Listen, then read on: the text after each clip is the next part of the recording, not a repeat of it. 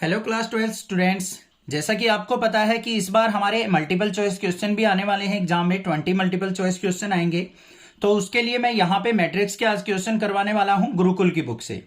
इस बुक को आप परचेज करना चाहते हैं तो लिंक आपको डिस्क्रिप्शन में मिलेगा, वहां से जाके आप इस बुक को परचेज कर सकते हैं, जिससे आपको short answer type, very short answer type और लॉन्ग आंसर टाइप क्वेश्चंस करने में प्रैक्टिस में हेल्प होगी। अब यहाँ पे देखते हैं, हमने क्वेश्चन नंबर 10 तक तो हमने प्रीवियस वीडियो में कर लिए थे, उनकी अलग से प्लेलिस्ट बना रखी है, वहां पे जाके आप देख सकते हैं। यहां पे देखो क्वेश्चन नंबर 11 क्या है। If this plus this matrix equal to this then A square plus B square is equal to. अब यहां पे देखो हमें क्या करना है, सबसे पहले ए और बी की वैल्यू फाइंड आउट करनी है। इन दोनों मैट्रिक्स का सम इसके इक्वल है, तो यहां पे ऐड कर लेते हैं इनको। जिस पोजीशन पे जो एलिमेंट है उसी में ऐड होगा, तो क्या हो गया यहाँ पे 1 प्लस ए ये हो गया, 2 प्लस 4 क्या हो गया 6 हो गया, माइनस 2 प्लस 3, 3 में से 2 गया तो क्या आ गया मेरा यहाँ पे 1, और 2 माइनस बी क्या हो जाएगा 2 माइनस बी इक्वल टू किसके है 5 6 1 और 0। कंपेयर कर लो इसको इससे करेंगे कंपेयर, तो a plus 1 is equal to किसके हो गया 5 के, और a की वैल्यू क्या हो गई यहाँ पे 4। 2 माइनस बी को किससे कंपेयर करेंगे हम 0 से, b को उस तरफ ले जाओ तो b इक्वल टू क्या हो गया हमारा 2। a और b की वैल्यू दोनों आ गई हमारे पास। हमें क्या निकालना है ए स्क्वायर प्लस बी स्क्वायर, तो कैसे निकालेंगे, बिल्कुल सिंपल है। ए स्क्वायर प्लस बी स्क्वायर, ए की वैल्यू 4 तो 4 का स्क्वायर, प्लस में बी की वैल्यू 2 2 का स्क्वायर, तो क्या हो गया 4 का स्क्वायर 16 प्लस में 2 का स्क्वायर 4, तो 16 और 4 क्या आ गया मेरा यहाँ पे 20 आंसर आ गया। समझ में आ गया। देख लेते हैं हमारा आंसर क्या है यहाँ पे 20, ए ऑप्शन करेक्ट है। नेक्स्ट क्वेश्चन पे मूव ऑन करते हैं। क्वेश्चन नंबर 12 क्या है, यहाँ पे ए मैट्रिक्स दे रखी है और के ऑफ ए दे रखी है, then the value of K A and B are respectively. अब इसको क्या करेंगे हम यहाँ पे कंपेयर करेंगे भाई। ए मैट्रिक्स हमारे पास क्या है 0 2 3 माइनस 4, हमें के टाइम्स ऑफ ए देखना है, तो मतलब के की अंदर मल्टीप्लाई कर रखी है, तो क्या हो जाएगा 0 की के से मल्टीप्लाई 0, ये 2 के, ये 3 के, ये माइनस का 4 के, ये हो गया हमारे पास के ऑफ ए। और यहां पे के ऑफ ए की वैल्यू हमें दे क्या रखी है, देखो बच्चों 0 3a 2b और 24। कंपेयर कर लो इनको, 0 से 0 कंपेयर कर लिया, 3a को हम किससे कंपेयर करेंगे 2k से, a की वैल्यू क्या हो जाएगी हमारी 2k/3। अब हमें पहले k की वैल्यू भी चाहिए, k की वैल्यू इससे आ जाएगी, तो k की वैल्यू क्या आ जाएगी माइनस का 4k इक्वल टू 24, तो k इक्वल टू क्या आ गया 4 6 जा 24, k इक्वल टू -6 आ गया।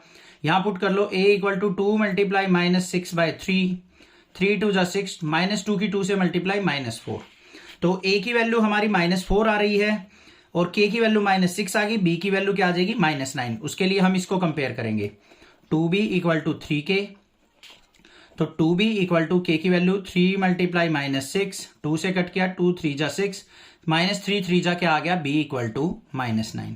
तो answer C is the correct option. कर लोगे आसानी से, आगे आ जाओ।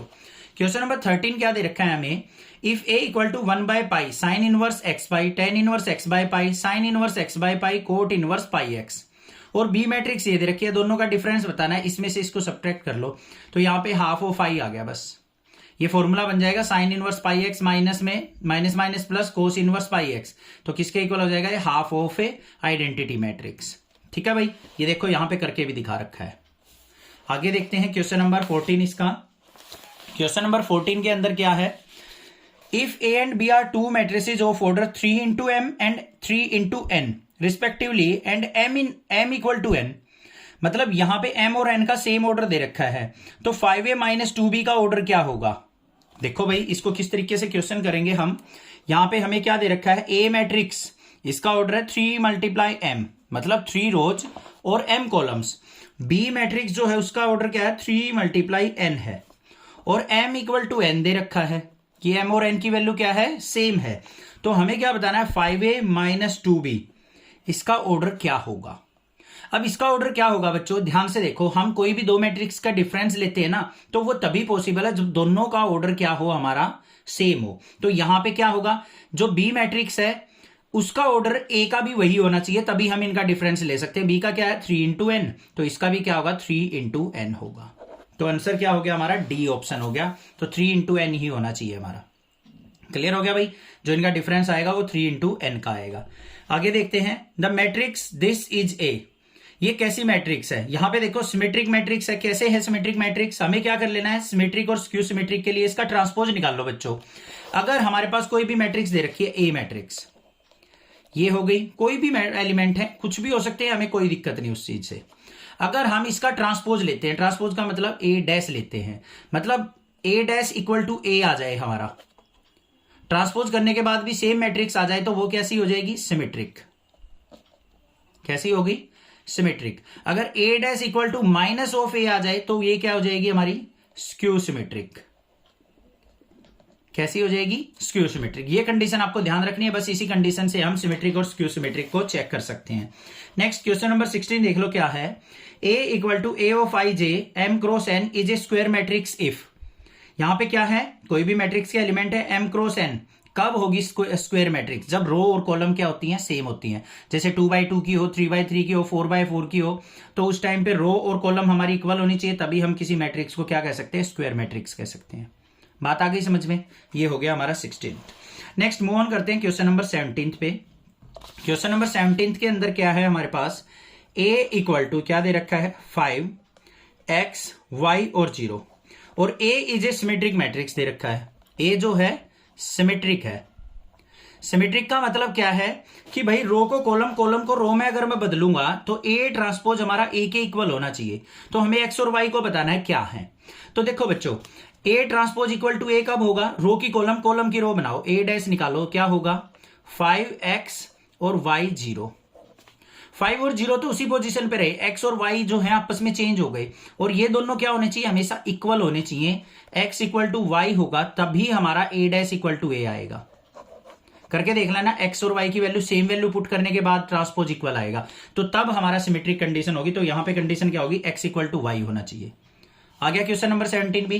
क्वेश्चन नंबर 18 देखते हैं। ए मैट्रिक्स दे रखी है, a plus A transpose equal to identity matrix, then value of alpha is same as it is. हमें ए ट्रांसपोज और ए को ऐड करना है और इसको आइडेंटिटी मैट्रिक्स के इक्वल पुट कर दो। 2 cos अल्फा इक्वल टू 1, तो 2 cos अल्फा इक्वल टू 1/2 और अल्फा इक्वल टू क्या आ गया, π/3।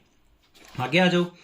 If the product of two matrix is zero matrix, then अगर मान लो दो मैट्रिक्स की प्रोडक्ट क्या है, जीरो है, तो हमारा क्या होगा, इफ इट, यहां पे क्या है condition, it is necessary that one of the matrix is a zero matrix, कि ऐसा कंपलसरी है कि भाई दोनों मैट्रिक्स में से एक मैट्रिक्स क्या होगी, हमारी जीरो मैट्रिक्स होनी चाहिए, तभी हमारी प्रोडक्ट क्या होगी, zero.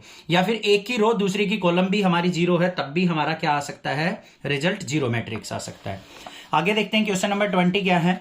If A is a matrix of order mn, B is a matrix so that AB dash and B dash A are both defined, then order of matrix B। अब यहां पे defined क्या रखा है, तो बच्चों हमारा ऑर्डर ऑफ B भी M इंटू N का ही होगा, तभी वो डिफाइंड हो सकती है, अदरवाइज वो डिफाइंड नहीं होगी। तो ये आ गया डी ऑप्शन हमारा करेक्ट ऑप्शन।